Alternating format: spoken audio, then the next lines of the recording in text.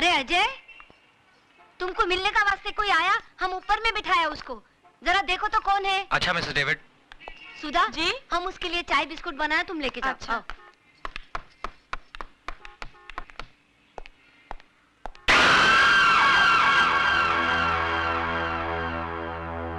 क्यों शिवा, मेरे को देख के खुशी नहीं हुई तेरे को? नहीं अन्ना, ऐसी बात नहीं है। तो आ, अन्ना के गले लग जा। आजा मेरे बच्चे, शिवा आजा।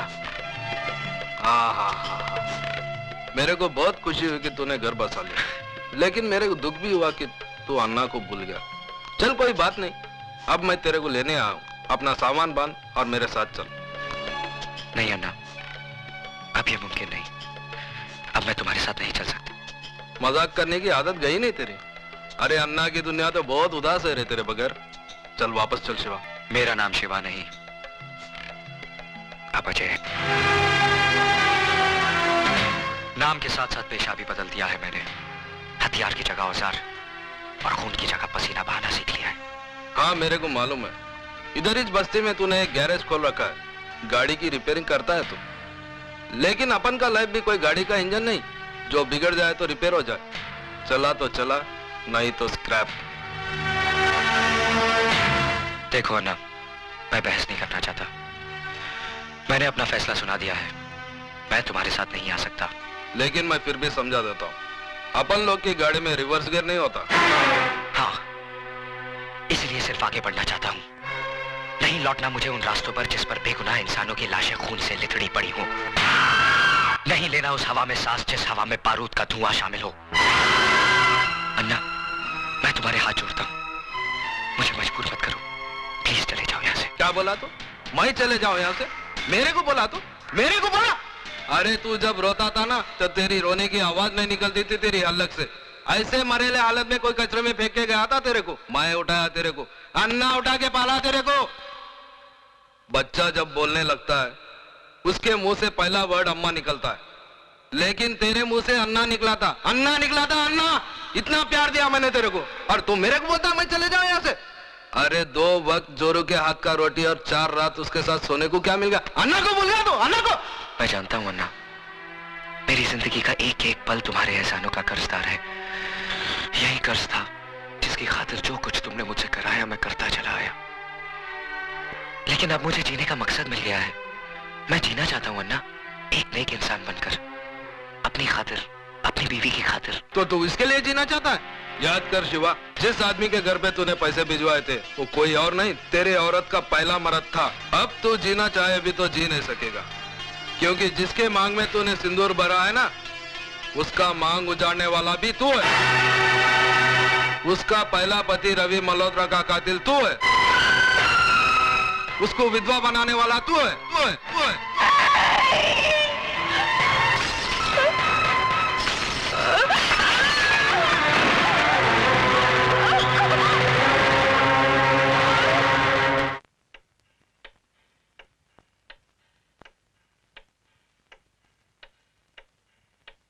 उसका सुहाग उजाड़ने वाला तू है, उसको विधवा बनाने वाला तू है शिवा, तू। पुलिस से क्यों भाग रहा था? पुलिस से क्यों भाग रहा था? पुलिस!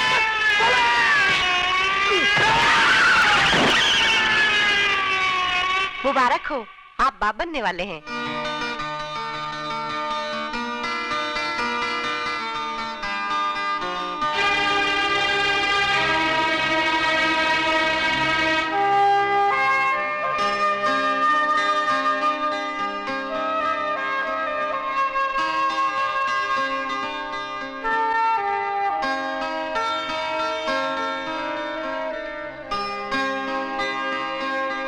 अपनी ही करनी का फल है नेकी और रुसवाइयां। आप ही के संग चलेंगी आपकी परछाइयां। ए मैन, तुम काय का वास्ते मुंह लटका के खड़ा है? अरे तुम्हारी लाइफ का सबसे बड़ा गुड न्यूज आज हम तुमको देंगे। तुम फादर बनने वाला है। यस फादर, और हम दादी। अरे हमारा तो दिल करता है कि जोर से नाचेंगा, गाएंगा, चिल्लाएंगा कि हम दादी बन। मिसेस डेविड, हॉस्पिटल में शोर मचाना मना है। सॉरी। कांग्रेचुलेशंस। जश्न तो हम सब मिलकर कल बस्ती में मनाएंगे। हाथ भी लगाया, खून की बू आती है मुझे तुम्हारे जिस्म से। नफरत है मुझे तुमसे। नफरत। इससे बड़ा अभिशाप और क्या होगा मेरे लिए कि जिससे मेरा सुहाग उजाड़ा उसने मेरी मांग भरी। मेरी बदकिस्मती है ये कि एक कातिल के खून का खतरा मेरी कोर्ट में पड़ रहा है। जी तो चाहता है कि जन्म से पहले इसे मार डालूं, लेकिन क्या फर्क रह जाएगा तुम में और मुझ में? मैं तुम्हारी तरह खूनी नहीं हूं।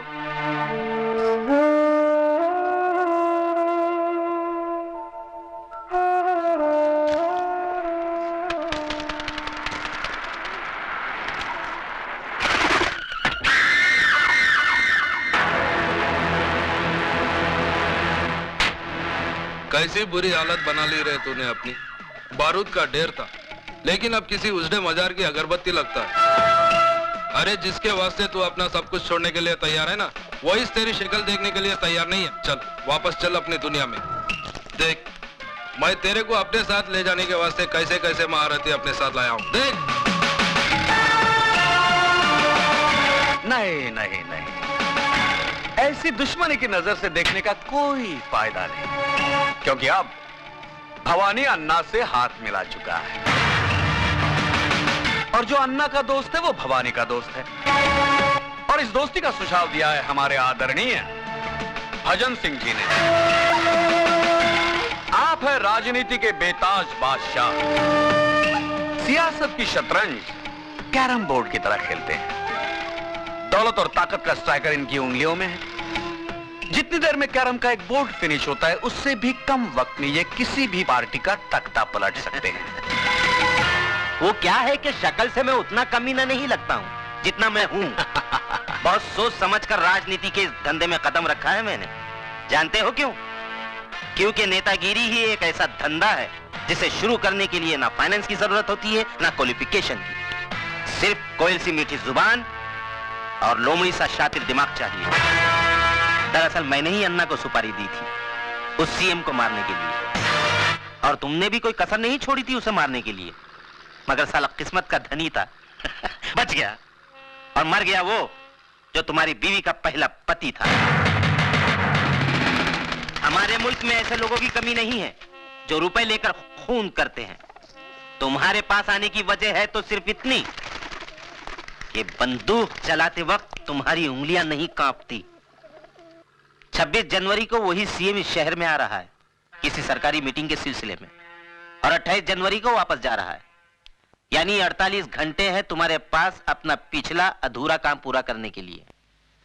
यह मत समझना कि तुम्हें पैसे नहीं मिलेंगे इस काम के। इतनी रकम मिलेगी, जिंदगी भर ऐश करोगे ऐश। ये मशीन गन दिखने में बहुत छोटी है, लेकिन इसकी गोलियां बहुत दूर तक जाती हैं बिना आवाज किए। उठा लो इसे, इसका गला बारूद उगलने के लिए मचल रहा है। सोच क्या रहा है शिवा? तेरा मनपसंद खिलौना तेरे सामने पड़ा है, उठा ले इसे। उठा ले शिवा, उठा ले।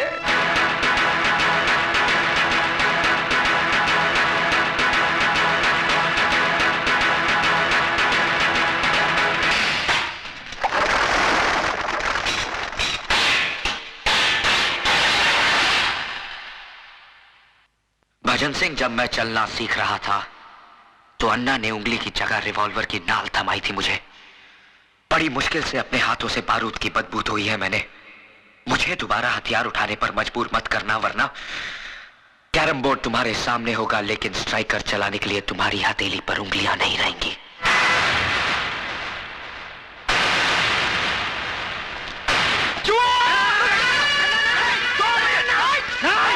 पागल हो गए हो?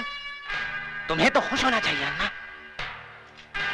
क्योंकि आज भी वही तेवर, वही जुनून, वही आग है उसमें।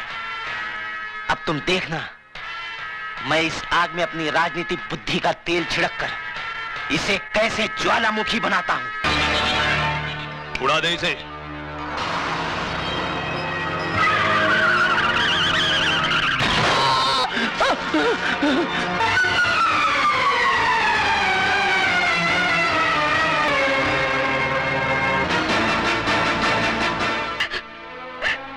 भाभी, ये सब कैसे हुआ? पता नहीं, ऑफिस से घर आ रहे थे, अचानक कार उड़ाकर चली गई। एक्सक्यूज मी, केस बहुत सीरियस है, हमें दूसरे अस्पताल से सर्जन को बुलाना होगा। आप 30-40 हजार रुपए जमा करवा दीजिए। 30-40 हजार रुपए? इतने रुपए कहाँ से आएंगे? आप फिक्र मत कीजिए, महेश भैया के इलाज के लिए मैं अपना कराची तक भेज दूंगा। साहब इसको मत तोड़िए साहब, ये हम गरीबों की रोजी रोटी है साहब। मैं आपके हाथ जोड़ता हूँ, पैर पड़ता हूँ साहब। तेरे को बोला ना बीच में नहीं आने का, नहीं तो तू भी भूखा हो जाएगा। चला नहीं यहाँ से। नहीं साहब। मिस्टर, खबरदार जो हमारे काम में दखल देने की कोशिश की तो मैं समझता हूँ तुम्हारा ये गैरेज अनऑथोराइज्ड है और इसका डिमोलिशन ऑर्डर है हमारे पास। ये देखो मगर साहब एक ड्राइवर, एक बुलडोजर चलाने दो। छोड़ दो साहब। बाइक कहता हूँ, छोड़ दो सब। हटो इधर से।